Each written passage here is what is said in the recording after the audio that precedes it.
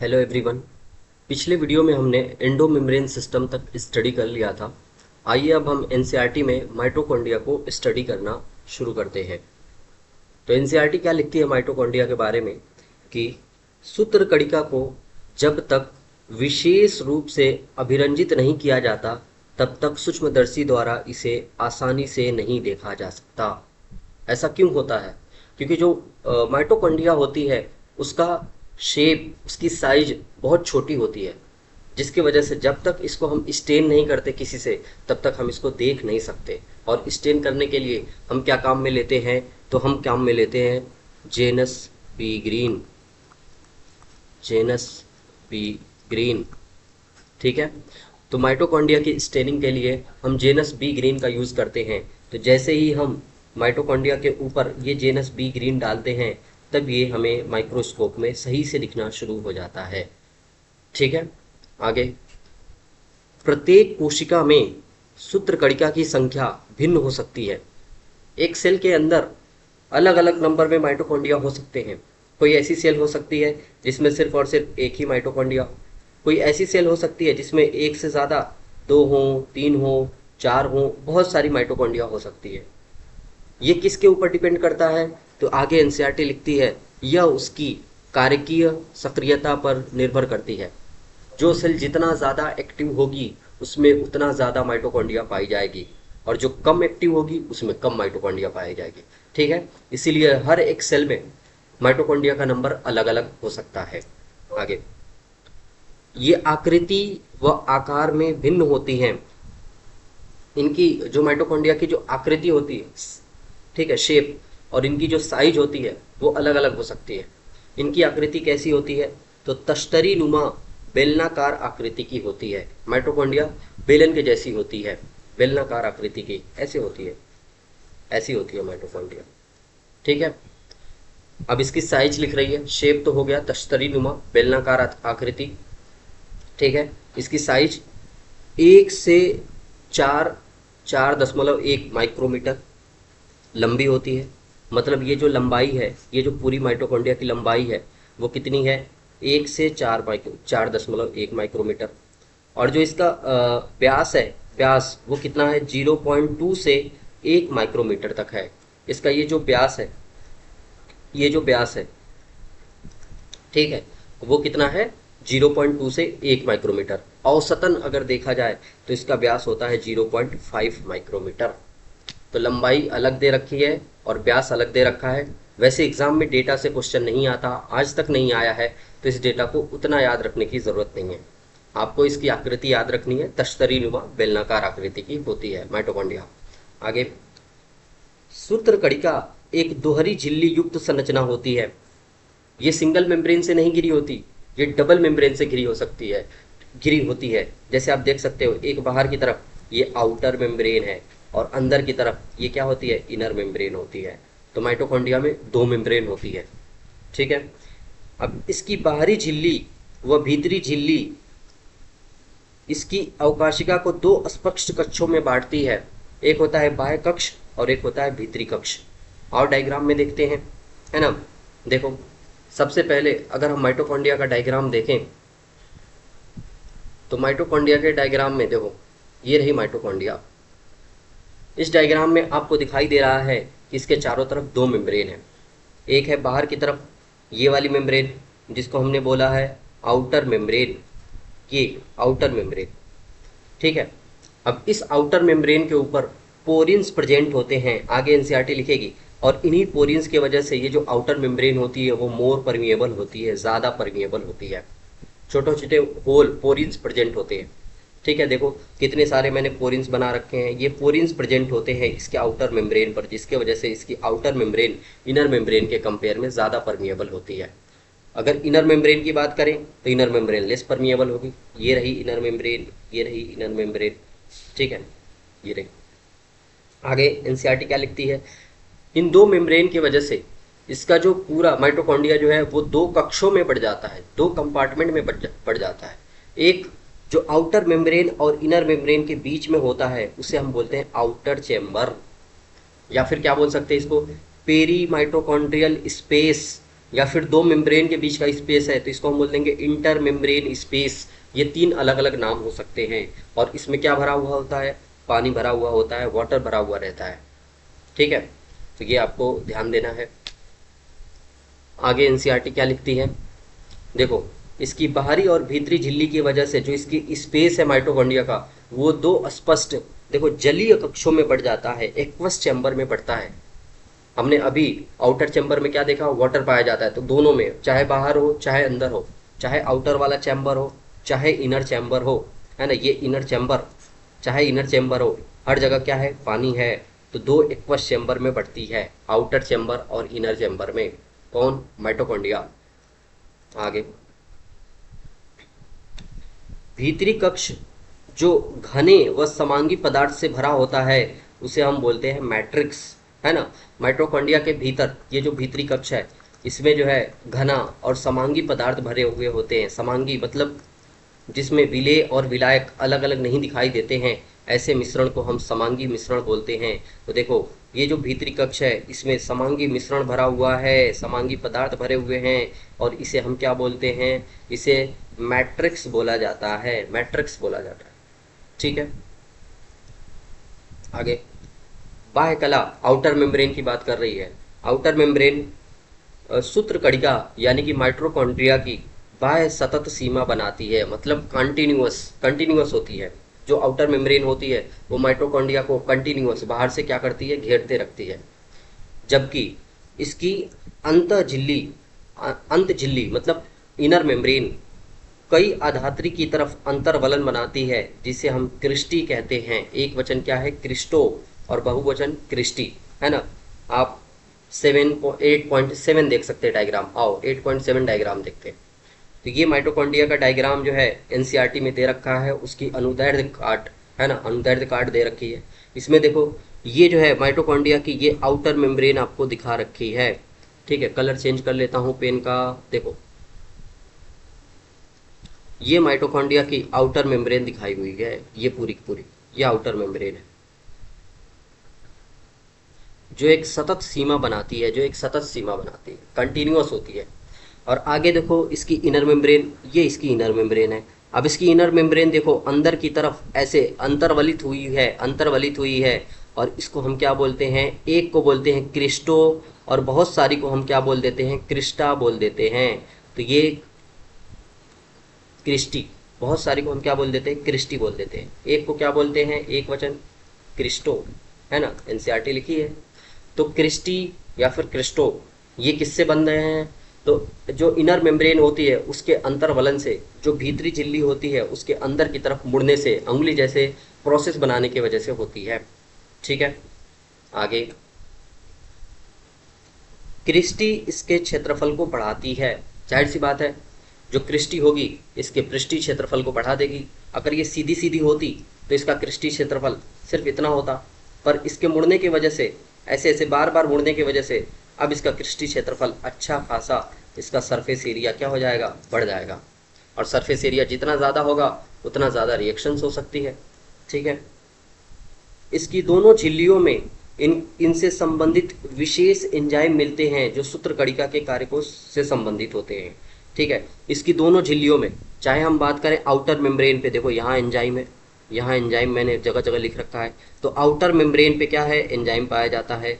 इसके अलावा इसके इनर मेम्ब्रेन में भी एंजाइम पाया जाता है। इनर मेम्ब्रेन में दोनों झिल्लियों में क्या पाया जाता है, एंजाइम, जो इस माइटोकॉन्ड्रिया के कार्य से संबंधित होगा। जाहिर सी बात है, माइटोकॉन्ड्रिया की झिल्ली में एंजाइम है तो माइटोकॉन्ड्रिया का काम का होगा, तभी यहाँ रखा जा रहा है ना।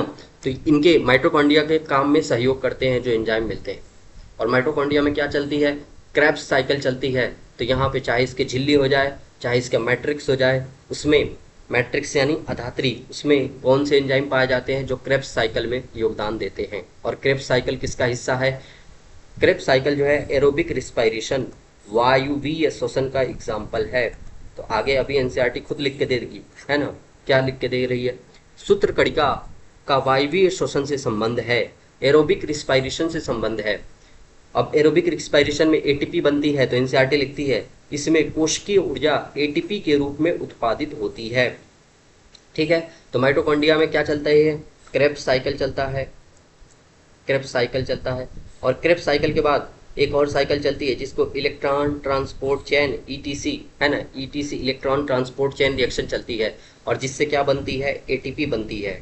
इसके बारे में हम प्लांट फिजियोलॉजी में पूरे डिटेल से पढ़ेंगे, सेलुलर रिस्पायरेशन वाले चैप्टर में, ठीक है, इसी 11th का ही हिस्सा है वो। तो अभी के लिए इतना समझ लो, माइटोकॉन्ड्रिया के अंदर एरोबिक रिस्पायरेशन होता है, वायविक श्वसन होता है, जिसमें एटीपी का निर्माण होता है, बस इतना समझो। अब माइटोकॉन्ड्रिया के अंदर एटीपी बनती है, इसीलिए माइटोकॉन्ड्रिया को हम क्या बोलते हैं, power house of the cell बोलते हैं। इसी कारण से सूत्रकणिका को कोशिका का शक्ति गृह बोला जाता है, शक्ति गृह बोला जाता है, पावर हाउस बोला जाता है, क्योंकि यहीं से पावर मिलती है, यहीं से ऊर्जा मिलती है, यहीं से एटीपी मिलती है। आगे, सूत्रकणिका के आधात्री में यानी कि मैट्रिक्स में एकल, एकल मतलब सिंगल, है ना, कैसा, एकल, एकल यानी कि सिंगल, अकेला, वृत्ताकार यानी कि सर्कुलर, सर्कुलर डीएनए पाया जाता है, डीएनए पाया जाता है। तो एकल से आपको कंफ्यूज नहीं होना है, एकल का मतलब अकेला डीएनए होता है, सर्कुलर होता है, और साथ ही साथ ये डीएनए डबल स्ट्रैंडेड होता है, दो स्ट्रैंड इस डीएनए में पाई जाती हैं। देखो मैं डायग्राम में दिखाता हूँ, ये रहा माइटोकॉन्ड्रिया का डीएनए, ये रहा, देखो एक डीएनए है सिर्फ, तो एकल है, सिंगल है। इसके अलावा सर्कुलर, आपको वृत्ताकार दिखाई दे रहा है तो सर्कुलर है, तो सिंगल है, सर्कुलर है। इसके अलावा किसी भी मेम्ब्रेन से ढका हुआ नहीं होता है, तो जैसे प्रोकैरियोट का डीएनए है, बिल्कुल वैसा ही डीएनए किसमें पाया जाता है, माइटोकॉन्ड्रिया में पाया जाता है, और ऐसा ही डीएनए आपको क्लोरोप्लास्ट में भी आगे चल के देखने को मिलेगा। तो ये नेकेड होता है, नग्न होता है, और साथ ही साथ कैसा है, डबल स्ट्रैंडेड है, दो स्ट्रैंड पाई जा रही है, आप देख सकते हैं, एक स्ट्रैंड ये हो गई और एक स्ट्रैंड ये हो गई, ये दो स्ट्रैंड आपस में ऐसे लिपटी हुई हैं, तो डबल स्ट्रैंडेड डीएनए पाया जाता है किसमें, माइटोकॉन्ड्रिया में। तो माइटोकॉन्ड्रिया का डीएनए अकेला होता है, लेकिन डबल स्टैंडर्ड होता है, सर्कुलर होता है और निकेड होता है। ये चारों लाइन आपको पता होनी चाहिए, ठीक है।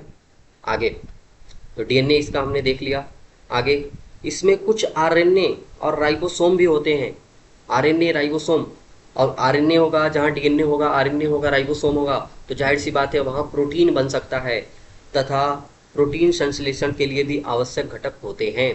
तो क्या क्या इसका मतलब है, देखो यहाँ पे कुछ राइबोसोम भी है, इसके अलावा डीएनए से आप क्या बना सकते हो, डीएनए से आरएनए बना सकते हो, तो यहाँ पे आरएनए भी पाया जाता है। इसके अलावा राइबोसोम पाया जाता है, और राइबोसोम कितना होता है, जैसा प्रोकैरियोट का राइबोसोम 70S, वैसा राइबोसोम यहाँ भी आपको देखने को मिलता है। इसलिए यहाँ पे प्रोटीन बन सकता है, और प्रोटीन बनेगा तो एंजाइम बन सकता है, मतलब माइटोकॉन्ड्रिया अपनी ज़रूरत की कुछ चीज़ें खुद बना सकती है।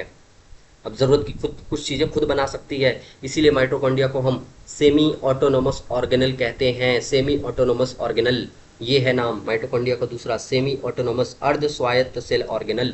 मतलब ये अपना, अपने ऊपर आधा जो है अपने ऊपर डिपेंड करती है और आधा दूसरे के ऊपर। ऐसा क्यों, क्योंकि माइटोकॉन्ड्रिया के अंदर डीएनए पाया जाता है, डीएनए से आरएनए बन सकता है और आरएनए से प्रोटीन बन सकती है, पर माइटोकॉन्ड्रिया में सिर्फ एक डीएनए है, सिर्फ सिंगल डीएनए है, तो मतलब माइटोकॉन्ड्रिया के अंदर डीएनए है कम, तो आरएनए भी बनेगा कम और प्रोटीन भी कम बनेगा।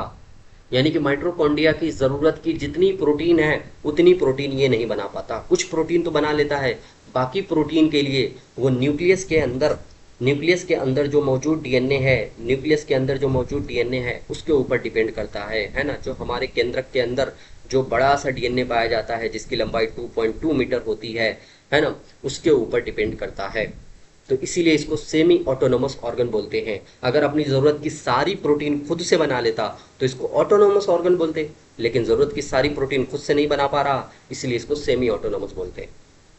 अब हम देख रहे हैं कि माइटोकॉन्ड्रिया के अलग अलग कुछ नाम यहाँ पे लिखे हुए हैं। तो पहला power house of the cell, इसको बोलते हैं क्यों, क्योंकि यहाँ पे एटीपी बनती है, ये तो हम पहले ही देख चुके हैं, एटीपी बनती है सेलुलर रिस्पायरेशन से, है ना, एरोबिक रिस्पायरेशन से। आगे, ये जो है कोशिका का सबसे बिजी ऑर्गन होता है, क्योंकि एटीपी की ज़रूरत हर एक ऑर्गेनल को है, हमेशा है। सेलुलर रिस्पायरेशन के बिना काम ही नहीं चल सकता, बताओ रिस्पायरेशन के बिना कोई जिंदा रह सकता है, नहीं। तो इसलिए माइटोकॉन्ड्रिया जो है सेल का सबसे ज़्यादा बिजी ऑर्गेनल होता है और सबसे ज़्यादा एक्टिव ऑर्गेनल होता है, कौन, माइटोकॉन्ड्रिया। इसके अलावा इसको हम cell within the cell बोल सकते हैं, एक सेल के अंदर एक सेल बोल सकते हैं, ठीक है। ऐसा क्यों, क्योंकि देखो माइटोकॉन्ड्रिया के अंदर सब कुछ, एक सेल से रिलेटेड सब कुछ पाया जा रहा है, ठीक है। एक ऑर्गेनल है, माइटोकॉन्ड्रिया क्या है, एक सेल ऑर्गेनल है, और साथ ही साथ इसके अंदर भी ऑर्गेनल पाए जाते हैं। देखो इसके अंदर क्या क्या है, डीएनए भी है, आरएनए भी है, प्रोटीन भी है, राइबोसोम है, ये सारे के सारे सेल ऑर्गेनल तो हैं इसके अंदर। ठीक है, राइबोसोम एक सेल ऑर्गेनल है ना। डीएनए इसके अंदर पाया जाता है, आरएनए पाया जाता है, प्रोटीन खुद से बना सकता है। तो इसको हम ऐसा बोलते हैं कि एक सेल के अंदर एक सेल है, ये cell within the cell कौन है, माइटोकॉन्ड्रिया। ठीक है, तो आओ शॉर्ट में माइटोकॉन्ड्रिया को जल्दी से रिवाइज कर लेते हैं। हमने क्या बोला माइटोकॉन्ड्रिया के बारे में, यहाँ से रिवाइज कर लेते हैं। डबल मेम्ब्रेन होती है, ठीक है, एटीपी फॉर्मेशन करती है ऑक्सीडेटिव फॉस्फोराइलेशन से, मतलब वही समझ सकते हो सेलुलर रिस्पायरेशन के थ्रू। हम सब डिटेल में समझेंगे कहाँ, प्लांट फिजियो में। ये सिर्फ और सिर्फ यूकैरियोट में प्रेजेंट होती है, प्रोकैरियोट में नहीं होती है। तो प्रोकैरियोट में एटीपी कौन बनाता होगा, एनर्जी कौन बनाता होगा, माइटोकॉन्ड्रिया का काम कौन करता होगा, तो वो करता है मीजोसोम। हमने देखा है प्रोकैरियोट में मीजोसोम जो है वो माइटोकॉन्ड्रिया का काम करते हैं। ठीक है, ये अलग अलग हमने नाम देख लिए। तो ये माइटोकॉन्ड्रिया को हमने शॉर्ट में रिवाइज कर लिया।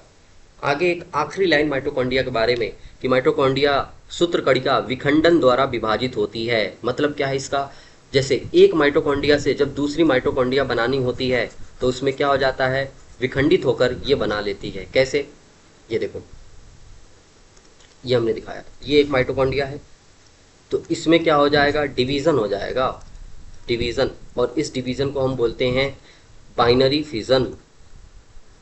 बाइनरी फिजन, बाइनरी फिजन जैसे बैक्टीरिया में हमें देखने को मिलता है बाइनरी फिजन, वैसे भी यहाँ होता है। तो बाइनरी फिजन से फलस्वरूप ये जो है एक से दो माइटोकॉन्ड्रिया बन जाएगी, एक से दो माइटोकॉन्ड्रिया बन जाएगी।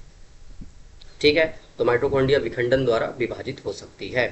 तो ये सब कुछ था माइटोकॉन्ड्रिया के बारे में। अब आगे हम पढ़ेंगे लवक के बारे में। लवक यानी कि प्लास्टिड। तो प्लास्टिड के बारे में एनसीईआरटी क्या लिखती है, लवक सभी पादप कोशिकाओं एवं कुछ प्रोटोजोआ जैसे युग्लिना में मिलते हैं। तो लवक कहाँ कहाँ मिलते हैं, तो सभी प्लांट्स में, ऑल प्लांट्स, सभी प्लांट्स में, चाहे वो एल्गी हो जाए, चाहे वो ब्रायोफाइट हो जाए, चाहे टेरिडोफाइट हो जाए, चाहे जिम्नोस्पर्म हो, चाहे एंजियोस्पर्म हो, सारे के सारे प्लांट्स में क्या मिलते हैं, ये प्लास्टिड मिलते हैं। और एक प्रोटोजोआ है जिसका नाम है युग्लिना। युग्लिना, इस प्रोटोजोआ के अंदर भी क्या आपको देखने को मिलता है, प्लास्टिड देखने को मिलता है। युग्लिना का नेचर जो है स्वपोषी और विषमपोषी दोनों होता है। जब लाइट उपस्थित होती है तो युग्लिना फोटोसिंथेसिस करके अपना फूड खुद बनाता है, क्योंकि यहाँ प्लास्टिड मौजूद है, क्लोरोप्लास्ट मौजूद है। लेकिन जब लाइट नहीं होगी तो युग्लिना जो है छोटे मोटे कीड़े मकोड़ों को मारकर, ठीक है, विषमपोषी जैसा व्यवहार भी करता है। तो युग्लिना समपोषी और विषमपोषी दोनों जैसा व्यवहार करता है, ऑटोट्रॉप और हेटेरोट्रॉप दोनों जैसा। आगे, ये आकार में बड़े होने के कारण सूक्ष्मदर्शी से आसानी से दिखाई पड़ते हैं। अब इनका आकार बड़ा होता है प्लास्टिड का, इसलिए ये माइक्रोस्कोप में आसानी से दिखाई देने लगते हैं। लेकिन इससे पहले हमने माइटोकॉन्ड्रिया पढ़ा, उसका आकार काफ़ी छोटा था, तो वो आसानी से दिखाई नहीं पड़ रही थी। उसको हमें देखने के लिए एक अभिरंजक का यूज़ करना पड़ा था जिसका नाम था जेनस बी ग्रीन, है ना। लेकिन ये आसानी से दिखाई पड़ जाएंगे, इनके लिए किसी अभिरंजक की आपको ज़रूरत नहीं पड़ने वाली। इनमें विशिष्ट प्रकार के वर्णक मिलते हैं, वर्णक यानी पिगमेंट्स। इनमें विशिष्ट प्रकार के पिगमेंट्स मिलते हैं जिसके कारण पौधे विभिन्न रंग के दिखाई देते हैं। अलग अलग पिगमेंट्स मिलते हैं और इन पिगमेंट्स का काम क्या होता है, कलर देना होता है। ठीक है, तो इसकी वजह से पौधों का अलग अलग रंग हमें दिखाई देता है, किसके वजह से, पिगमेंट्स की वजह से। अब विभिन्न प्रकार के वर्णकों के आधार पर लवक कई तरीके के होते हैं। इन्हीं पिगमेंट्स के आधार पर लवकों को जो है तीन कैटेगरी में बांटा गया है। कौन कौन सी तीन कैटेगरी है, तो पहली कैटेगरी है ना, वो है हरित लवक, क्लोरोप्लास्ट, जिसमें क्लोरोफिल मौजूद होता है, इस वजह से ये ग्रीन कलर के दिखाई देते हैं, तो ये क्लोरोप्लास्ट हो गए। पहला है क्लोरोप्लास्ट। दूसरा है वर्णी लवक यानी कि क्रोमोप्लास्ट, जिसमें कैरोटिनॉइड और जेंथोफिल मौजूद होते हैं। वो क्या होते हैं, कैरोटिनॉइड, और इनका काम होता है पौधों को अलग अलग रंग देना, तो ये वर्णी लवक होते हैं, क्रोमोप्लास्ट। और तीसरा होता है अवर्णी लवक, जिसको हम बोलते हैं ल्यूकोप्लास्ट। इसमें कोई भी पिगमेंट नहीं पाया जाता, तो ये कोई भी कलर देने के लिए जिम्मेदार नहीं होते। आगे तीनों के बारे में थोड़ा थोड़ा हम पढ़ेंगे। पहले एनसीईआरटी जो है हरित लवक के बारे में लिखती है, हल्का फुल्का क्या लिखती है कि हरित लवक क्लोरोप्लास्ट में पर्णहरित यानी कि क्लोरोफिल, कौन सा पिगमेंट पाया जाता है, क्लोरोफिल। पर्णहरित यानी कि क्लोरोफिल पाया जाता है। ये पिगमेंट है ना, क्लोरोफिल। क्लोरोफिल वर्णक पाया जाता है और इसी वजह से इसका नाम पड़ा है हरित लवक, क्योंकि क्लोरोफिल का कलर कैसा होता है, ग्रीन कलर होता है, ग्रीन कलर, जिसके वजह से ये ग्रीन कलर प्रोवाइड करते हैं। आपने पौधों की पत्तियों को देखा होगा, पत्तियों का रंग हरा किसके वजह से होता है, हम बचपन से सुनते चले आए हैं कि पत्तियों का हरा रंग क्लोरोफिल की वजह से होता है। ठीक है, और साथ ही साथ हरित लवक में कैरोटीनॉइड वर्णक भी मिलते हैं, ये कैरोटीनॉइड भी मिलते हैं, और इनका काम क्या है, जो प्रकाश संश्लेषण के लिए आवश्यक प्रकाशिक ऊर्जा को संचित करने का काम करते हैं। तो ये प्रकाश संश्लेषण के काम में आते हैं। अगर हम क्लोरोप्लास्ट में डिटेल से पढ़ेंगे, एनसीईआरटी ने क्लोरोप्लास्ट को डिटेल से पढ़ाया है। यहाँ बस इतना बताया गया है कि क्लोरोप्लास्ट में क्लोरोफिल और कैरोटीनॉइड कैरोटीनॉइड देखने को मिलता है, दोनों देखने को मिलता है। ठीक है, जिसका काम क्या है, फोटोसिंथेसिस कराना। आगे क्लोरोप्लास्ट और कैरोटीनॉइड दोनों मिलकर क्या, फोटोसिंथेसिस कराते हैं। आगे वर्णी लवकों में यानी कि क्रोमोप्लास्ट में वसा विलेय कैरोटीनॉइड्स मिलते हैं। क्या मिलते हैं, वसा विलेय कैरोटीनॉइड वर्णक। ये जो कैरोटीनॉइड है वो किस में सॉल्युबल है, फैट में सॉल्युबल है। इसका मतलब क्या है, फैट में सॉल्युबल। देखो पिगमेंट्स दो तरीके के होते हैं, पिगमेंट्स दो तरीके के होते हैं। एक होता है वाटर सॉल्युबल, वाटर सॉल्युबल, और एक होते हैं फैट सॉल्युबल, फैट सॉल्युबल। अब वाटर सॉल्युबल का मतलब जो पानी में घुल जाते हों, और आपने सबसे फेमस इसका एग्जाम्पल जामुन का देखा होगा। जैसे ही हम जामुन को खाते हैं वैसे हमारी जुबान के ऊपर जामुन का कलर आ जाता है, जामुन का रंग आ जाता है। और ये किसके वजह से होता है, क्योंकि जामुन के अंदर एक पिगमेंट पाया जाता है जिसका नाम है एंथोसाइनिन, और ये साइनिन जो है ब्लू कलर का, हल्का ब्लूइश टाइप का होता है, जामुनी रंग जिसको हम अलग से बोल देते हैं। ये वाटर में सॉल्युबल होता है, जिसके वजह से हमारे जुबान के ऊपर कलर आ जाता है। लेकिन अगर हम कभी गाजर खाते हैं, गाजर में कौन सा वर्णक हमें देखने को मिलता है, ये कैरोटीनॉइड, जैसे कि कैरोटीन, बीटा कैरोटीन गाजर में देखने को मिलता है। और ये किस में सॉल्युबल होता है, फैट में। तो जब भी हम गाजर खाते हैं, और गाजर में कौन हमें देखने को मिलता है, ये बीटा कैरोटीन, कैरोटीन हमें देखने को मिलता है। तो इसका कलर हमारे जुबान के ऊपर कोई नहीं आता है। क्यों, क्योंकि ये फैट में सॉल्युबल है। अगर फैट होता, हमारे सलाइवा के अंदर फैट मौजूद होता, तो फैट में घुल के कलर देते। अगर फैट है ही नहीं तो कलर देंगे ही नहीं। आगे कैरोटीनॉइड का एक एग्जाम्पल तो हो गया कैरोटीन, दूसरा है जेंथोफिल, और अन्य दूसरे भी मिलते हैं और अलग भी एग्जाम्पल है। एनसीईआरटी ने कैरोटीनॉइड का दो एग्जाम्पल दे रखा है, कैरोटीन और जेंथोफिल, आपको पता होना चाहिए। आगे इसके कारण पादपों में पीले रंग, नारंगी रंग और लाल रंग दिखाई पड़ते हैं। तो इन्हीं कैरोटीनॉइड की वजह से पौधों में जो ये येलो कलर आप देखते हैं प्लांट्स के अंदर, या फिर ऑरेंज कलर देखते हैं किसी प्लांट के अंदर, या रेड कलर देखते हैं, तो ये किसके वजह से होता है, ये कैरोटीनॉइड्स की वजह से होता है। और ग्रीन कलर किसके वजह से होता है, तो क्लोरोफिल की वजह से होता है। तो आपको पता चल गया कि पौधे के जो अलग अलग रंग है वो किन अलग अलग पिगमेंट्स के द्वारा दिखाई देते हैं। तो क्लोरोफिल हरा रंग के लिए जिम्मेदार है, और बाकी सभी रंग के लिए कौन जिम्मेदार है, कैरोटीनॉइड्स जिम्मेदार है। ठीक है, तो ये था आपका पूरा का पूरा क्रोमोप्लास्ट। आगे एनसीईआरटी जो है ल्यूकोप्लास्ट के बारे में लिखती है, अवर्णी लवक के बारे में। क्या लिखती है, अवर्णी लवक विभिन्न आकृति एवं आकार के रंगहीन लवक होते हैं। ये जो ल्यूकोप्लास्ट होते हैं इनकी आकृति अलग अलग हो सकती है, शेप अलग अलग हो सकती है, और साथ ही साथ इनका आकार यानी कि साइज भी अलग अलग हो सकता है। अब इनमें कोई पिगमेंट्स तो है नहीं, तो ये फोटोसिंथेसिस तो नहीं कर सकते। अब जब फोटोसिंथेसिस नहीं करेंगे तो इनका काम क्या होगा, तो इनका काम जिनमें खाद्य पदार्थ संचित रहते हैं तो इनका काम होता है फूड स्टोरेज, फूड को स्टोर करना इनका काम होता है। ठीक है, और देखते हैं जैसे तीन अवर्णी लवक के बारे में एनसीईआरटी लिखती है। एक ल्यूकोप्लास्ट है, एमाइलोप्लास्ट, हिंदी में बोलते हैं मंड लवक। अब मंड लवक में क्या संचित होगा, मंड संचित होगा, मंड यानी कि स्टार्च, स्टार्च। ठीक है, तो एमाइलोप्लास्ट में स्टार्च यानी स्टार्च क्या है, पॉलीसेकेराइड है। हमने बायोमोलिक्यूल में पढ़ा है, मंड के रूप में कार्बोहाइड्रेट संचित रहता है। और पॉलीसेकेराइड क्या होता है, कार्बोहाइड्रेट होता है। कार्बोहाइड्रेट के तीन टाइप हमने पढ़े, मोनोसेकेराइड, ओलिगोसेकेराइड और पॉलीसेकेराइड। तो ये स्टार्च एक तरीके का कार्बोहाइड्रेट है जो किस में संचित होता है, एमाइलोप्लास्ट में। इंग्लिश नाम ज़रूर से याद रखना, हो सकता है एग्जाम में इंग्लिश नाम ही आ जाए, हिंदी नाम नहीं आता, क्योंकि हिंदी नाम तो वही हो जाएगा, आगरा का ताजमहल कहाँ है। मंड लवक में क्या संचित होता है, तो मंड संचित होता है। लेकिन इंग्लिश नाम याद रखना, एमाइलोप्लास्ट, इंग्लिश नाम जरूर से याद रखना। अब इसका एग्जाम्पल लिखा है आलू।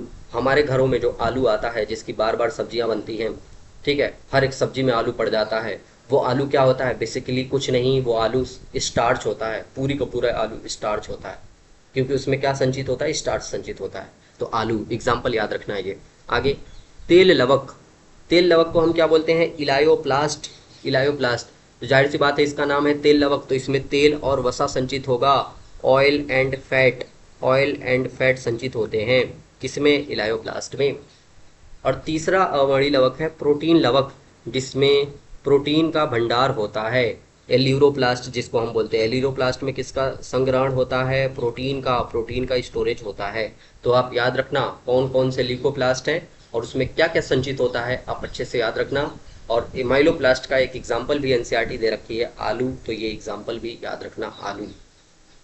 ठीक है, अब एनसीईआरटी जो है क्लोरोफिल के ऊपर आती है और क्लोरोफिल को डिटेल से पढ़ाना शुरू करती है। देखो, हरे पौधों में, ग्रीन प्लांट में अधिकतर हरित लवक पत्ती की मीजोफिल कोशिकाओं में पाए जाते हैं। जो ग्रीन प्लांट होते हैं, जो हरे पादप होते हैं, उसमें क्या पाया जाता है, ये क्लोरोप्लास्ट पाए जाते हैं।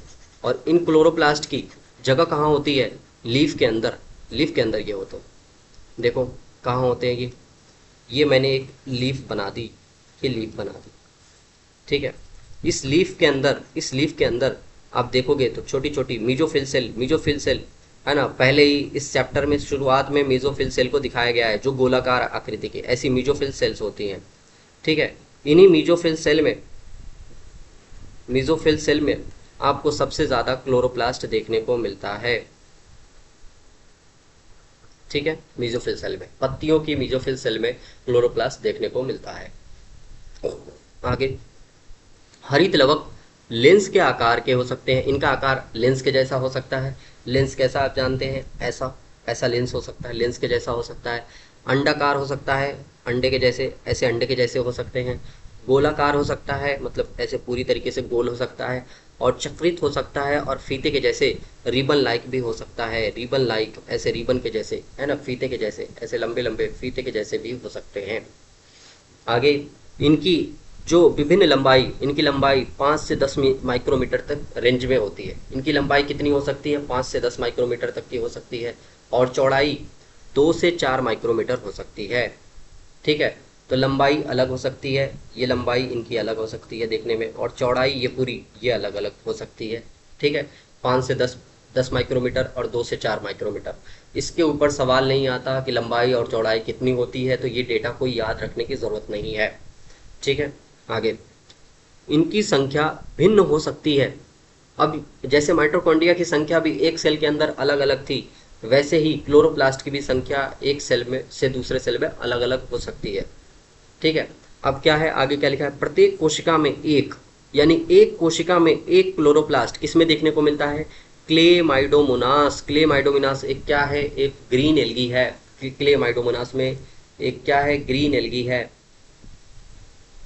ठीक है, तो ग्रीन एल्गी क्लेमाइडोमोनास में कितना होता है क्लोरोप्लास्ट, एक सेल में सिर्फ एक क्लोरोप्लास्ट होता है। और अगर हम बात करें मीजोफिल सेल की, ये मीजोफिल सेल की, तो इस मीजोफिल सेल में 20 से लेकर 40 क्लोरोप्लास्ट हो सकते हैं एक सेल के अंदर। तो एक सेल में 20 से लेकर 40 क्लोरोप्लास्ट हो सकते हैं। ठीक है, ये पूरा का पूरा क्लोरोप्लास्ट रहा। ये कितना हो सकता है, क्लेमाइडोमोनास में सिर्फ एक हो सकता है, और मीजोफिल सेल में 20 से 40 ऐसी संरचनाएं हो सकती हैं। तो ये हमने देखा। अब आओ, एनसीईआरटी जो है क्लोरोप्लास्ट को डिटेल से पढ़ाती है, इसकी स्ट्रक्चर को, इसकी स्ट्रक्चर समझना शुरू करते हैं। क्या लिखा है, सूत्रकणिका की तरह हरित लवक में द्विझिल्लिका युक्त होती है। जैसे माइटोकॉन्ड्रिया में 2 झिल्ली थी, वैसे यहाँ भी 2 झिल्लियाँ हैं। आप देख सकते हो, एक बाहर की तरफ, एक बाहर की तरफ ये झिल्ली है, और एक अंदर की तरफ ये झिल्ली है। वहाँ भी बाहर वाली झिल्ली को हमने बाह्य झिल्ली बोला था, आउटर मेम्ब्रेन, तो इसको भी हम आउटर मेम्ब्रेन बोल सकते हैं। और भीतरी झिल्ली को हम इनर मेम्ब्रेन बोल सकते हैं। ठीक है, तो आउटर मेम्ब्रेन, इनर मेम्ब्रेन। तो इस आउटर मेम्ब्रेन और इनर मेम्ब्रेन की वजह से यहाँ भी 2 कक्ष बन जाएंगे। देखो एनसीईआरटी आगे क्या लिखती है, उपरोक्त 2 में से इसकी भीतरी लवक झिल्ली अपेक्षाकृत कम पारगम्य होती है। ओहो, वही बात है ना, जो आउटर मेम्ब्रेन होती है, देखो डायग्राम में जो आउटर मेम्ब्रेन है, ये क्लोरोप्लास्ट का डायग्राम है। इस डायग्राम में आप देख सकते हो कि जो आउटर मेम्ब्रेन है उसके ऊपर क्या प्रेजेंट है, ये छोटे छोटे ये पोरिन्स प्रेजेंट है, पोरिन्स प्रेजेंट है।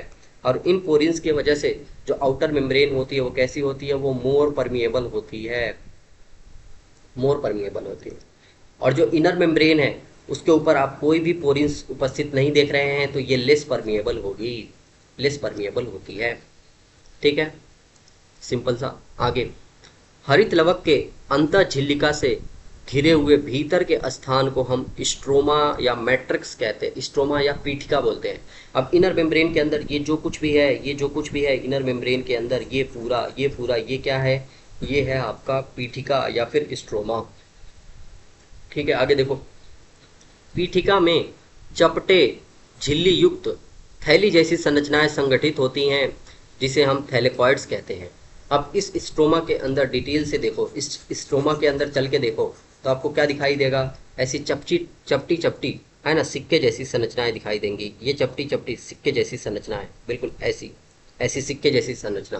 तो इसको हम क्या बोलते हैं, इसको हम बोलते हैं थैलेकॉइड, थैलेकॉइड बोलते हैं। एक सिक्के को हम क्या बोलेंगे, थैलेकॉइड बोलेंगे। आगे, थैलेकॉइड सिक्कों के चट्टों की भांति ढेर के रूप में मिलने लगते हैं।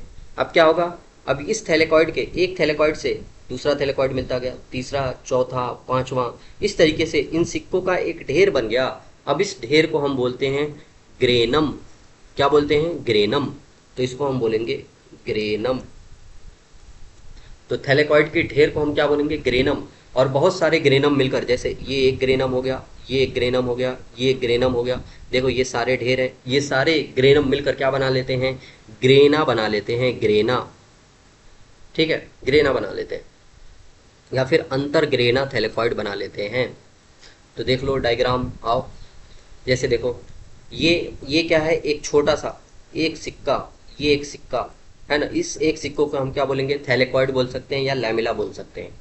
अब इसका अगर ढेर बन जाए, एक सिक्के के ऊपर दूसरा, दूसरे के ऊपर तीसरा, तीसरे के ऊपर चौथा, ऐसे रखते चले गए, इसका ढेर बन जाए तो इसको हम क्या बोलेंगे, ग्रेना बोलेंगे। और ऐसा एक ग्रेना यहाँ है, एक ग्रेनम यहाँ है, तो इस ग्रेनम को कई सारे ग्रेनम मिलकर क्या बना लेते हैं, ग्रेना बोलते हैं। बहुत सारे ग्रेनम को हम क्या बोल देते हैं, ग्रेना बोल देते हैं। अब ये ग्रेनम देखो आपस में ऐसे ही जुड़े हुए हैं, आपस में जिससे जुड़े होते हैं उसको हम क्या बोलते हैं, स्ट्रोमा लैमेली बोलते हैं, स्ट्रोमा लैमेली। देखो एनसीईआरटी आगे क्या लिखती है। इसके अलावा कई चपटी झिल्ली नुमा नलिकाएं जो ग्रेना के विभिन्न थैलेकॉइड्स को जोड़ने का काम करती हैं उसे पीठिका पट्टलिकाएं, स्ट्रोमा लैमेली कहते हैं। जो ग्रेना के थैलेकॉइड को जोड़ने का काम करती हैं उन्हें हम स्ट्रोमा लैमेली कहते हैं। देखो पीठिका पट्टलिकाएं, एनसीईआरटी ने यहाँ लिख रखा है, ये देखो ये है पीठिका पट्टलिकाएं जो इस ग्रेनम को इस ग्रेनम से जोड़ रही है। ठीक है, तो याद रखना, अलग अलग मार्किंग, ये ग्रेनम की मार्किंग है, ये किसी एक थैलेकॉइड को मार्क किया गया है यहाँ पे थैलेकॉइड को, और ये स्ट्रोमा लैमेली को मार्क किया गया है, और यहाँ पीठिका को। अगर एग्जाम में डायग्राम आएगा तो वो एनसीईआरटी का डायग्राम आएगा, और एनसीईआरटी के डायग्राम की लेबलिंग आपको अच्छे से ध्यान देनी है। थैलेकॉइड की झिल्ली एक रिक्त स्थान को घेरे रहती है। थैलेकॉइड की जो मेम्ब्रेन होती है वो एक रिक्त स्थान को घेरे रहती है। अब ये हम कैसे देखेंगे, अगर हम थैलेकॉइड का एक बड़ा सा डायग्राम बनाएंगे। आओ एक थैलेकॉइड का एक बड़ा सा डायग्राम बनाते हैं। मैंने एक थैलेकॉइड को बड़ा सा करके, ये छोटे छोटे जो सिक्के थे उसको बड़ा सा करके बना दिया। तो ये थैलेकॉइड की मेम्ब्रेन है, ये थैलेकॉइड की मेम्ब्रेन है। अब ये थैलेकॉइड की जो पूरी मेम्ब्रेन है वो रिक्त स्थान को घेरे हुए है, जिसको हम बोलते हैं ल्यूमेन, ल्यूमेन बोलते हैं, है ना। तो थैलेकॉइड की झिल्ली एक रिक्त स्थान को घेरे होती है, इसे अवकाशिका या फिर हम ल्यूमेन बोलते हैं, अवकाशिका या ल्यूमेन बोलते हैं। अब हरित लवक की पीठिका में बहुत एंजाइम मिलते हैं। हरित लवक की जो ये स्ट्रोमा है, स्ट्रोमा में क्या हमें देखने को मिलते हैं, एंजाइम्स देखने को मिलते हैं। इस स्ट्रोमा के अंदर ये जो स्ट्रोमा है ना, स्ट्रोमा ये पूरा देखो, इसके अंदर मैंने एंजाइम्स बना रखे हैं, ई फॉर एंजाइम। तो स्ट्रोमा के अंदर एंजाइम्स देखने को मिलते हैं, और जाहिर सी बात है इन एंजाइम्स का काम क्या होगा, तो जैसे माइटोकॉन्ड्रिया के एंजाइम क्रेब्स साइकिल के काम में आते थे, एरोबिक रिस्पायरेशन के काम में आते थे, तो क्लोरोप्लास्ट में कौन क्या चलता है, क्लोरोप्लास्ट में चलती है कैल्विन साइकिल, कैल्विन साइकिल, जिसको हम बोलते हैं डार्क रिएक्शन। जिससे क्या बनता है, ये फोटोसिंथेसिस का एक प्रोसेस है, कैल्विन साइकिल, है ना। C3 साइकिल, कैल्विन साइकिल, हम फोटोसिंथेसिस वाले चैप्टर में पढ़ते हैं इसको। ठीक है, तो इसका काम क्या है, यहाँ जो एंजाइम पाए जाते हैं उनका काम होता है फोटोसिंथेसिस से रिलेटेड, यानी कैल्विन साइकिल से रिलेटेड होता है। जो कार्बोहाइड्रेट और प्रोटीन संश्लेषण के लिए आवश्यक है। और फोटोसिंथेसिस के फलस्वरूप क्या बनता है? कार्बोहाइड्रेट, ग्लूकोज बनता है। फोटोसिंथेसिस के फलस्वरूप क्या बनता है? ग्लूकोज, और ग्लूकोज क्या है? कार्बोहाइड्रेट है। ठीक है, तो कार्बोहाइड्रेट और प्रोटीन संश्लेषण के लिए आवश्यक है। अब यहाँ पे प्रोटीन भी संश्लेषित होता है कैसे? एनसीईआरटी आगे देखो उसके बारे में बात करेगी। इसमें जो है छोटा सा द्विलड़ी मतलब डबल स्टैंडर्ड वृत्ताकार डीएनए अणु मिलता है। देख लो कैसा डीएनए देखने को मिलता है, एक छोटा सा ये डीएनए मैंने बना के रखा है डीएनए। अब ये डीएनए कैसा है? छोटा है, डबल स्टैंडर्ड है ना? जैसा तुमने माइटोकॉन्ड्रिया में लिखा था, सिंगल मतलब अकेला है, डबल स्टैंडर्ड है, सर्कुलर है, ठीक है, और नेकेड है। ये सब प्रॉपर्टी है ना, ऐसा डीएनए पाया जाता है। अब जाहिर सी बात है, जहाँ डीएनए पाया जाएगा तो डीएनए से क्या बनेगा? डीएनए से बनेगा आरएनए, और आरएनए से क्या बन सकता है? प्रोटीन बन सकता है। ये हम पढ़ते हैं, डीएनए का ट्रांसक्रिप्शन होता है जिससे आरएनए बनता है, और आरएनए में ट्रांसलेशन होता है जिससे प्रोटीन बनता है। तो यहाँ पे प्रोटीन भी संश्लेषित हो सकती है, कहाँ पे? क्लोरोप्लास्ट के अंदर। तो क्लोरोप्लास्ट के अंदर है ना, आपका फोटोसिंथेसिस के फलस्वरूप कार्बोहाइड्रेट भी संश्लेषित हो सकता है, और through the transcription and translation protein भी यहाँ पे बन सकती है। ठीक है, यहाँ पे राइबोसोम भी पाया जाता है, और राइबोसोम कैसा होता है? जैसा प्रोकैरियोट का राइबोसोम होता है 70S, वैसा राइबोसोम होता है। ठीक है, तो इसमें आप जगह जगह इस क्लोरोप्लास्ट की स्ट्रक्चर में आप राइबोसोम को भी देख सकते हैं। ये मैंने 3-4 राइबोसोम बना के दिखाए हैं, ये राइबोसोम, ये राइबोसोम, ये राइबोसोम। और ये राइबोसोम कैसा होता है? 70S टाइप का होता है। तो ये डायग्राम बहुत सिंप्लीफाई वे में बनाया गया है, तो इस डायग्राम को जरूर से बना लेना, ताकि आपका सारा क्लोरोप्लास्ट अच्छे से इस डायग्राम के जरिए क्लियर हो सके। ठीक है, आओ आगे बढ़ते हैं। हरित लवक थैलेकॉइड में उपस्थित होते हैं। आगे, हरित लवक में पाए जाने वाले राइबोसोम 70S होते हैं, जो कोशिका द्रव्य राइबोसोम 80S से छोटे होते हैं। जो राइबोसोम यहाँ पाए जाते हैं, जाहिर सी बात है 70S होते हैं, और हमारे जो साइटोप्लाज्म होता है उसमें जो राइबोसोम पाया जाता है वो 80S होता है। तो 80S बड़ा होता है और 70S छोटा होता है। अभी राइबोसोम हम पढ़ेंगे तो इसमें क्लियर डिटेल से देख लेंगे। तो आओ क्लोरोप्लास्ट को जल्दी से रिवाइज करते हैं। क्लोरोप्लास्ट में 2 मेम्ब्रेन पाई जाती है, आउटर मेम्ब्रेन और इनर मेम्ब्रेन। ठीक है, डबल मेम्ब्रेन से सराउंडेड होता है। आउटर मेम्ब्रेन, इस पे पोरिन्स प्रेजेंट होती हैं तो ज़्यादा परमिएबल होगी। इनर मेम्ब्रेन के ऊपर पोरिन्स प्रेजेंट नहीं होते हैं तो लेस परमिएबल होगी। अब जो है आउटर मेम्ब्रेन के, अब इसके स्ट्रोमा के अंदर हमने देखा था कि थैलेकॉइड्स पाए जाते हैं, और थैलेकॉइड के अंदर से हमने देखा तो उसमें ल्यूमेन पाई जाती है। अब थैलेकॉइड की जो मेम्ब्रेन होती है उस पर अलग अलग पिगमेंट्स पाए जाते हैं, पिगमेंट्स, और इन पिगमेंट्स के ग्रुप को हम क्या बोल देते हैं? क्वांटासोम बोल देते हैं। तो जब इनके ऊपर लाइट पड़ती है, सनलाइट पड़ती है, इसी से क्या होती है? फोटोसिंथेसिस की प्रोसेस होती है, और फोटोसिंथेसिस के फलस्वरूप ग्लूकोज बनता है। क्या बनता है? ग्लूकोज। ठीक है, और साथ ही साथ यहाँ पे CF0 और CF1 पार्टिकल भी पाए जाते हैं। इसके बारे में डिटेल से हम प्लांट फिजियो में पढ़ेंगे, जिसके वजह से ये ATP ये भी बना सकता है। कौन? क्लोरोप्लास्ट। पर यहाँ पे ATP जो है लाइट के प्रेजेंस में बनी है, इसलिए इसको हम बोलते हैं फोस्फोराइलेशन। देखो, ATP बनने के प्रोसेस को हम बोलते हैं फोस्फोराइलेशन। ATP का बनना यानी फोस्फोराइलेशन। और अगर लाइट के प्रेजेंस में बनेगी तो उसको हम बोलेंगे फोटोफॉस्फोराइलेशन। और अगर किसी फूड के ऑक्सीडेशन से बनेगी तो उसको हम बोलते हैं ऑक्सीडेटिव फोस्फोराइलेशन। Oxidative phosphorylation. और ये बताओ, ऑक्सीडेटिव फोस्फोराइलेशन कहाँ होता है? माइटोकॉन्ड्रिया में होता है। तो माइटोकॉन्ड्रिया में भी ATP बनती है, और क्लोरोप्लास्ट के अंदर भी बनती है। माइटोकॉन्ड्रिया में फूड के प्रेजेंस में बनती है, फूड का ऑक्सीडेशन होता है ना? सेलुलर रिस्पायरेशन चलता है वहाँ पे, एरोबिक रिस्पायरेशन। ऑक्सीजन आती है और उस फूड का क्या कर देती है? ऑक्सीडेशन कर देती है, तो उससे ATP बनती है, और उसको हम बोलते हैं ऑक्सीडेटिव फॉस्फोराइलेशन। और यहाँ पे लाइट के प्रेजेंस में ATP बनती है, इसीलिए यहाँ पे होता है फोटोफॉस्फोराइलेशन। दोनों के बारे में हम डिटेल से प्लांट फिजियो में पढ़ेंगे। फिर इसके हमने स्ट्रोमा में देखा था एंजाइम मौजूद थे, जो डार्क साइकिल, कैल्विन साइकिल के काम में, कैल्विन साइकिल के एंजाइम होते हैं। DNA कैसा होता है? DNA जैसा माइटोकॉन्ड्रिया का DNA, जैसा एक बैक्टीरिया का DNA, सिंगल होता है, डबल स्टैंडर्ड होता है, सर्कुलर होता है, नेकेड होता है। ठीक है, राइबोसोम 70S होता है। अब यहाँ पे DNA मौजूद होता है तो DNA से RNA बन सकता है, RNA से प्रोटीन बन सकता है। लेकिन DNA कैसा है? छोटा है, नंबर में कम है। तो DNA कम है, अकेला DNA है तो कम RNA बनाएगा और कम प्रोटीन भी बनेगी। तो क्लोरोप्लास्ट अपनी ज़रूरत की कुछ प्रोटीन तो खुद बना लेता है, लेकिन बाकी प्रोटीन के लिए किसके ऊपर डिपेंड करता है? न्यूक्लियस के अंदर मौजूद डीएनए के ऊपर डिपेंड करता है। इसीलिए इसे हम सेमी ऑटोनोमस सेल ऑर्गेनल बोलते हैं। तो माइटोकॉन्ड्रिया भी सेमी ऑटोनोमस सेल ऑर्गेनल है और क्लोरोप्लास्ट भी सेमी ऑटोनोमस सेल ऑर्गेनल है। क्यों है इसका दोनों का रीज़न मैंने आपको दिखा दिया। अब अगला सेल ऑर्गेनल आता है राइबोसोम, जिसके बारे में हम डिटेल से पढ़ेंगे। आओ, राइबोसोम जो बहुत बार आ चुका है, आओ इसको अच्छे से पढ़ते हैं। राइबोसोम, जॉर्ज पैलेडे ने इलेक्ट्रॉन माइक्रोस्कोप के द्वारा सघन कणिकामय संरचना राइबोसोम को सर्वप्रथम देखा। राइबोसोम कैसा होता है? इस तरीके का होता है, ठीक है। और सबसे पहले इनको किसने देखा था? जॉर्ज पैलेडे ने देखा था, इसीलिए इसे हम पैलेडे पार्टिकल्स भी कहते हैं। तो राइबोसोम के अलग अलग नाम हो सकते हैं। देखो, सबसे पहले इसको जॉर्ज पैलेडे ने देखा 1953 में, इसीलिए इसको हम क्या बोल सकते हैं? पैलेडे पार्टिकल्स बोल सकते हैं। इसके अलावा ये ऐसे सेल ऑर्गेनल है जो प्रोकैरियोट और यूकैरियोट दोनों में पाए जाते हैं। प्रोकैरियोट में कैसा पाया जाता है? 70s। यूकैरियोट में कैसा पाया जाता है? 80s। तो प्रोकैरियोट और यूकैरियोट दोनों में पाया जाता है, मतलब हर एक सेल में पाया जाता है। तो ये एक यूनिवर्सल सेल ऑर्गेनल है, हर एक सेल में पाया जाता है।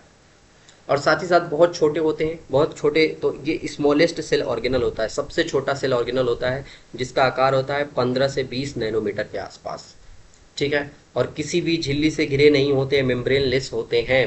तो ये हमने राइबोसोम के बारे में हल्का फुल्का एक इंट्रोडक्शन देखा। आओ आगे देखते हैं कि राइबोसोम के बारे में क्या लिखती है एनसीईआरटी। ये राइबोन्यूक्लिक अम्ल, राइबोन्यूक्लिक अम्ल मतलब आरएनए, फुल फॉर्म लिख दिया आरएनए का, राइबोन्यूक्लिक एसिड है ना, आरएनए वह प्रोटीन और प्रोटीन से बने होते हैं। तो आरएनए और प्रोटीन मिलता है तब जाके क्या बनता है? राइबोसोम बनता है, ठीक है। और ये किसी भी झिल्ली से घिरे नहीं रहते हैं। जैसे देखो क्या मैंने दिखा रखा है इसके बारे में यहाँ पे।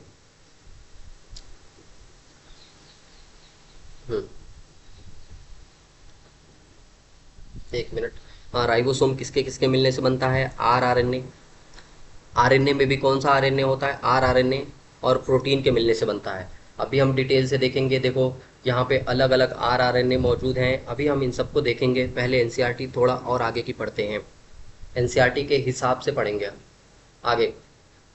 यूकैरियोटिक राइबोसोम 80s टाइप का होता है और प्रोकैरियोटिक राइबोसोम 70s टाइप का होता है, ठीक है। यहाँ जो है प्रत्येक राइबोसोम में उप इकाइयाँ, बड़ी और छोटी उप इकाइयाँ हो सकती हैं। राइबोसोम में देखो एक बड़ी उप इकाई मिल सकती है, ये बड़ी, ठीक है। लार्जर सब यूनिट, इसको हम क्या इंग्लिश में बोलते हैं? लार्जर सब यूनिट, ठीक है। और यहाँ पे छोटी उप इकाई भी देखने को मिल सकती है, स्मॉलर सब यूनिट, सब यूनिट। अब ये लार्जर और स्मॉलर सब यूनिट आपस में मिल जाती हैं और मिलने के फलस्वरूप पूरा का पूरा ये राइबोसोम बना लेती हैं। अब राइबोसोम दो तरीके के हैं, एक है 80s जो पाया जाता है यूकैरियोट में, और एक है 70s जो कहाँ पाया जाता है? प्रोकैरियोट में पाया जाता है। और उसके अलावा माइटोकॉन्ड्रिया में और क्लोरोप्लास्ट में भी यही हमें देखने को मिलता है। अब ये कैसा होता है? देखो 80s वाला अगर बनाना है तो 80s में जो लार्जर सब यूनिट होती है वो होती है 60s और स्मॉलर होती है 40s, और इस तरीके से टोटल बन जाता है 80s। लेकिन अगर अगर जो है हमें 70s बनाना होगा तो 70s में जो लार्जर सब यूनिट होती है वो होती है 50s, और ये होती है स्मॉलर सब यूनिट 30s, और इस तरीके से हमें 70s आरआरएनए देखने को मिल सकता है। तो जाहिर सी बात है कौन बड़ा होगा? तो 80s बड़ा होगा 70s से, ठीक है, ये बात याद रखना है। अब यहाँ पे एस क्या आ रहा है? जो एस आ रहा है बार बार वो क्या है? यहाँ पर एस जो है वो स्वेडबर्ग इकाई है, स्वेडबर्ग यूनिट, ठीक है। और डिटेल से पढ़ते हैं इसके बारे में। देखो सबसे पहले हमने टाइप ऑफ राइबोसोम देखा, ठीक है। टाइप्स ऑफ राइबोसोम 70s हो सकता है जो प्रोकैरियोट और यूकैरियोट दोनों में पाया जाता है। बताओ 70s प्रोकैरियोट में कहाँ पाया जाता है? तो साइटोप्लाज्म में और सेल मेम्ब्रेन के सरफेस पे पाया जाता है। इसका डायग्राम मैंने बना के दिया है, ये देखो, ये देखो। साइटोप्लाज्म के अंदर भी राइबोसोम पाया जा सकता है, ये मैंने बना के दिखाया साइटोप्लाज्म के अंदर, और सेल मेम्ब्रेन के ऊपर भी, सेल मेम्ब्रेन के सरफेस के ऊपर भी राइबोसोम हमें देखने को मिल सकता है। तो ये कहाँ हमें देखने को मिलता है? प्रोकैरियोटिक सेल में, साइटोप्लाज्म और सेल मेम्ब्रेन के सरफेस पे, ठीक है। यूकैरियोटिक सेल में भी कहाँ हो सकते हैं, तो यूकैरियोटिक सेल में 70s कहाँ हमें देखने को मिलता है, तो माइटोकॉन्ड्रिया के अंदर और क्लोरोप्लास्ट के अंदर। अभी अभी हमने माइटोकॉन्ड्रिया और क्लोरोप्लास्ट दोनों पढ़ा, वहाँ भी देखने को मिलता है। मैंने डायग्राम में भी अपने दे रखा है, देखो माइटोकॉन्ड्रिया राइबोसोम कहाँ कहाँ पाया जाता है, सारा डायग्राम एक साथ बना दिया। माइटोकॉन्ड्रिया और क्लोरोप्लास्ट दोनों के अंदर, देखो क्लोरोप्लास्ट के अंदर ये रहा, माइटोकॉन्ड्रिया के अंदर ये रहा, दोनों में पाया जाता है राइबोसोम। और कितना होता है, 70s राइबोसोम होता है। ठीक है, आगे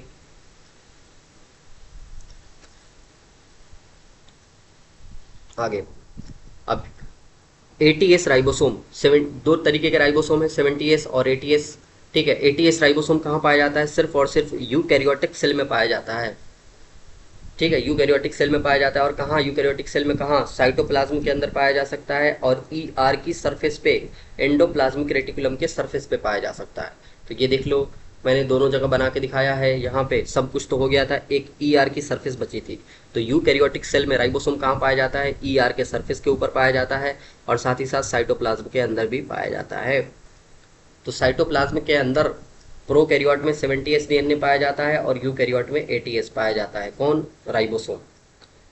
और बाकी जो है 80s राइबोसोम और कहाँ पाया जाता है, तो वो ईआर के सरफेस के ऊपर पाया जाता है। और जिस ईआर के सरफेस पे ये राइबोसोम पाए जाते हैं उसको हम बोलते हैं रफ एंडोप्लाज्मिक रेटिकुलम, और इनका काम होता है प्रोटीन सिंथेसिस। हमने पिछली वीडियो में ये पढ़ा है।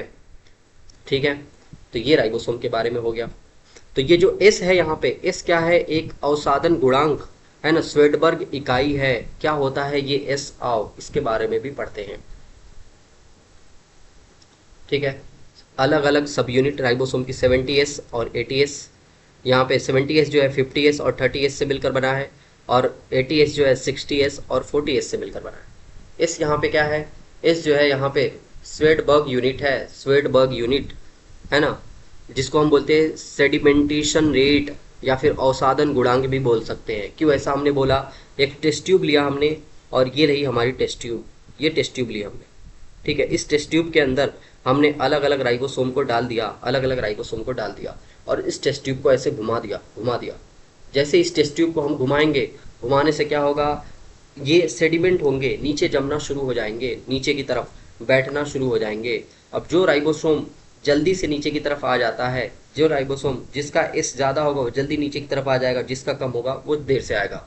तो जो स्वेडबर्ग यूनिट होती है, सेडिमेंटेशन अवसादन गुणांक जो होता है, वो इनडायरेक्टली किसी भी राइबोसोम की साइज को बताता है, या फिर उसके डेंसिटी को बताता है। डेंसिटी यानी घनत्व, और साइज यानी कि आकार। तो साइज और आकार का ये इनडायरेक्ट, मतलब अपरोक्ष रूप से, अप्रत्यक्ष रूप से मापन करता है। कौन, स्वेडबर्ग यूनिट। तो देखो एनसीईआरटी भी यही लिखती है, यह अपरोक्ष रूप से आकार और घनत्व का को व्यक्त करता है। कौन, ये एस, स्वेडबर्ग यूनिट। किसको किसको, डेंसिटी को, डेंसिटी यानी कि घनत्व, और आकार यानी कि साइज को बताता है। दोनों 80s 70s और 80s राइबोसोम दो उप इकाइयों से बने होते हैं। ये हमने पहले ही देख लिया, दो उप इकाइयों से बने हैं। आओ राइबोसोम जल्दी से रिवाइज करते हैं, है ना। देखो सब यूनिट 70s और 80s। अब 70s जो है 50s और 30s से बना हुआ है। 50s यहाँ पे लार्जर सब यूनिट होगी, और 30s जो है यहाँ पे स्मॉलर सब यूनिट होगी, है ना। डायग्राम कटा हुआ है, यहाँ पे स्मॉलर सब यूनिट होगी। अब देख लो इसमें कौन कौन से आरआरएनए पाए जाते हैं। मैंने कहा कि राइबोसोम किससे बना होता है, आरआरएनए से बना होता है, और साथ ही साथ प्रोटीन से बना होता है। याद रखना है ये चीज़ आपको। देखो 50s में दो आरआरएनए मिलते हैं, 5s आरआरएनए और 23s आरआरएनए। इसके बारे में हम 12th क्लास में पढ़ लेंगे ये चीज़, लेकिन यहाँ पे पढ़ रहे हैं तो थोड़ा सा देख लेते हैं। अगला जो है 30s, इसमें सिर्फ एक आरएनए मिलता है, उसका नाम है 16s आरआरएनए। ऐसे ही अगर हम 80s राइबोसोम की बात करें तो 80s राइबोसोम दो उप इकाइयों से मिलकर बनता है, 60s और 40s से। अब 60s में तीन आरआरएनए मिलते हैं, 5s आरआरएनए, 5.8s आरआरएनए और 28s आरआरएनए। और 40s में सिर्फ एक 18s आरआरएनए देखने को मिलता है। तो हमने देखा जो 5s आरआरएनए है ये तो दोनों में कॉमन है, 5s आरआरएनए दोनों में कॉमन है। याद रखने का तरीका बता रहा हूँ, देखो 5s आरआरएनए तो हर जगह है। इसके अलावा जो 80s आरएनए है, 80s में कितना आ रहा है, 8 आ रहा है। 80s में कितना आ रहा है, 8 आ रहा है। तो देखो इसके अलावा ATS RRNA में आपको हर जगह 8 दिखाई देगा। देखो 5.8 RRNA, 8 यहाँ भी है, 28 RRNA, ठीक है, और एक 18 RRNA, 18 RRNA, ठीक है। तो ये याद रखना है। और इसके अलावा बाकी जो है 16 RRNA, 23 RRNA वो किस में होगा, 70S में होगा। तो इस तरीके से आप इसका ध्यान रख सकते हैं। ये दोनों लार्जर और स्मॉलर सब यूनिट आपस में मैग्नीशियम आयंस के से जुड़ी होती हैं, तो मैग्नीशियम भी बना रखा है मैंने। तो ये एक डिटेल स्टडी हो गई राइबोसोम के बारे में। आप यहाँ पे जितनी NCERT ने इन्फॉर्मेशन दे रखी है सिर्फ वही इन्फॉर्मेशन याद रखना, ठीक है। एक लास्ट चीज़ मैंने बताना भूल गया यहाँ पे, इस राइबोसोम को हम ऑर्गेनल विद इन ऑर्गेनल भी बोलते हैं। एक ऑर्गेनल के अंदर दूसरा ऑर्गेनल, जैसे ये माइटोकॉन्ड्रिया के अंदर पाया जाता है, ठीक है। तो माइटोकॉन्ड्रिया क्या है, एक सेल ऑर्गेनल है, और माइटोकॉन्ड्रिया एक सेल ऑर्गेनल है, उसके अंदर ये पाया जाता है, इसीलिए इसको ऑर्गेनल विद इन ऑर्गेनल बोलते हैं। ऐसे ही ये क्लोरोप्लास्ट के अंदर पाया जाता है, तो ऑर्गेनल विद इन ऑर्गेनल वहाँ से भी हो गया, ठीक है। अब ये राइबोसोम का काम क्या होता है, तो ये प्रोटीन फैक्ट्री होती है, सेल की प्रोटीन फैक्ट्री होती है, प्रोटीन बनाने के काम में आती है, ठीक है। याद रखना, सेल की प्रोटीन फैक्ट्री कौन है, राइबोसोम है। ये राइबोसोम का काम है जो इंपॉर्टेंट है, याद रखना। अब आगे हमें पढ़ना है साइटोस्केलेटन के बारे में, साइटोस्केलेटन के बारे में। राइबोसोम के बाद हमें पढ़ना है साइटोस्केलेटन के बारे में, कोशिकीय कंकाल के बारे में। अब कोशिकीय कंकाल के बारे में NCERT ने, हिंदी के NCERT ने 3 लाइनें लिख रखी है, और इंग्लिश के NCERT ने 5 लाइनें लिख रखी है। यहाँ 2 लाइनें मिसिंग है, 2 लाइन कह सकते हैं, 1 लाइन मिसिंग है, तो उसको ऐड करना होगा आपको। क्या मिसिंग है मैं बता दूंगा। ये साइटोस्केलेटन जो है वो प्रोटीनियस संरचना होती है, प्रोटीन युक्त होते हैं, ये प्रोटीन के बने होते हैं, विस्तृत होते हैं, बड़े बड़े होते हैं, मतलब पूरे सेल के अंदर फैले होते हैं, और जालिकावत होते हैं, जालिकावत तंतु होते हैं जो कोशिका द्रव्य में मिलते हैं। इसे हम साइटोस्केलेटन या साइटोपंजर कहते हैं। कोशिका में मिलने वाले साइटोपंजर विभिन्न कार्य, इनके काम क्या होते हैं, कोशिका को यांत्रिक सहायता देना। अब ये सेल है, सेल के अंदर अलग अलग ये जो साइटोस्केलेटन हमें देखने को मिलते हैं, इनका काम क्या है, सेल को सपोर्ट देना, अंदर से यांत्रिक सहायता देना, सेल के गति में सहायक होते हैं, और साथ ही साथ कोशिका के आकार को बनाए रखने में भी सहायक होते हैं। तो कोशिका की कोई यांत्रिक सहायता देते हैं, अंदर से सपोर्ट देते हैं, पिलर का काम करते हैं, गति में सहायक होते हैं, और साथ ही साथ उसके आकार को बनाए रखते हैं, ठीक है। NCERT ने इतना ही लिख रखा है। इसके अलावा इंग्लिश के NCERT में आपको एक लाइन और मिल जाएगी कि अलग अलग तरीके के साइटोस्केलेटन भी होते हैं, 3 अलग अलग तरीके के। ये इंग्लिश के NCERT में लिख रखा है, तो आप यहाँ से देख लेना, यहाँ नोट्स से देख लेना। मैं देखो साइटोस्केलेटन के बारे में क्या लिखा है, प्रोटीनियस होती है, प्रोटीन की बनी होती है, तंतु होते हैं यानी फिलामेंटस स्ट्रक्चर होती है, और कहाँ प्रेजेंट होते हैं, साइटोप्लाज्म में प्रेजेंट होते हैं। तो शॉर्ट में मैंने लिख दिया, इनका काम क्या होता है, यांत्रिक सहायता, मैकेनिकल सपोर्ट देते हैं सेल को। इसके अलावा सेल के गति में सहायक होते हैं, सेल को एक जगह से दूसरे जगह जाने में भी सहायक होते हैं, और maintenance of the shape of the cell, तो सेल के शेप को मेंटेन करके रखते हैं, ये इनके काम हो गए। तो ये तो हिंदी के NCERT में दे रखा है। इंग्लिश के NCERT में एक लाइन और दे रखी है कि साइटोस्केलेटन ये 3 अलग अलग हो सकते हैं। एक हो सकता है माइक्रोट्यूब्यूल, एक हो सकता है माइक्रोफिलामेंट, और एक हो सकता है इंटरमीडिएट फिलामेंट। ये 3 अलग अलग साइटोस्केलेटन हो सकते हैं। माइक्रोट्यूब्यूल नाम से ही पता चल रहा है, माइक्रो मतलब छोटे होते हैं, ठीक है, छोटी छोटी नलिकाएं, सूक्ष्म नलिकाएं, और इनका आकार कितना होता है, 25 नैनोमीटर, ये 25 नैनोमीटर की होती है। इसके अलावा है माइक्रोफिलामेंट, फिलामेंट मतलब होता है तंतु, तो इसका पूरा नाम हो जाएगा सूक्ष्म तंतु, और इनका आकार कितना होता है, 6 से 7 नैनोमीटर। तो सबसे बड़े हैं माइक्रोट्यूब्यूल 25 नैनोमीटर के, और उससे छोटा कौन है, माइक्रोफिलामेंट 6 से 7 नैनोमीटर का, और इन दोनों के बीच का आकार होता है इंटरमीडिएट फिलामेंट, इसीलिए इसको हमने मध्यवर्ती या इंटरमीडिएट फिलामेंट बोला। और इनका आकार देखो 8 से 12 नैनोमीटर होता है। तो आपको याद रखना है 3 अलग अलग साइटोस्केलेटन के बारे में, ठीक है, माइक्रोट्यूब्यूल, माइक्रोफिलामेंट और इंटरमीडिएट फिलामेंट्स, ये 3 अलग अलग होते हैं। NCERT, इंग्लिश के NCERT में इन तीनों के नाम लिख रखे हैं, मैंने उनकी साइज भी लिख दी साथ में, तो इनको याद रखना है। साइज ज़रूरी नहीं है, पर तीनों का नाम ज़रूर से याद रखना है, माइक्रोट्यूब्यूल, माइक्रोफिलामेंट और इंटरमीडिएट फिलामेंट। इंग्लिश की NCERT ने दे रखा है, हिंदी में नहीं लिख रखा है। तो ये हो गया। अब इसके बाद जो है हमें लास्ट चीज़ जो इस वीडियो में हमें पढ़नी है वो है माइक्रोबॉडीज़। माइक्रोबॉडीज़ क्या होती हैं, तो बहुत सारी झिल्ली आवृत सूक्ष्म थैलियाँ जिनमें विभिन्न प्रकार के एंजाइम मिलते हैं, ठीक है, ये पौधे और जंतु कोशिकाएं दोनों में पाई जाती है। जैसे एक सेल है, उस सेल में छोटी छोटी झिल्ली से बंधी हुई संरचनाएं होती हैं, झिल्ली से घिरी हुई संरचनाएं होती है, जिनको हम क्या बोलते हैं, माइक्रोबॉडीज बोलते हैं। और इनके अंदर क्या पाया जाता है, मैंने ई लिख दिया, मतलब इनके अंदर एंजाइम पाया जाता है, और ये पौधे और जंतु दोनों में पाए जाते हैं। तो एनसीईआरटी ने तो सिर्फ इतना लिख रखा है कि झिल्ली से घिरी हुई संरचनाएं होती हैं, सिंगल मेम्ब्रेन से घिरी हुई संरचनाएं होती हैं।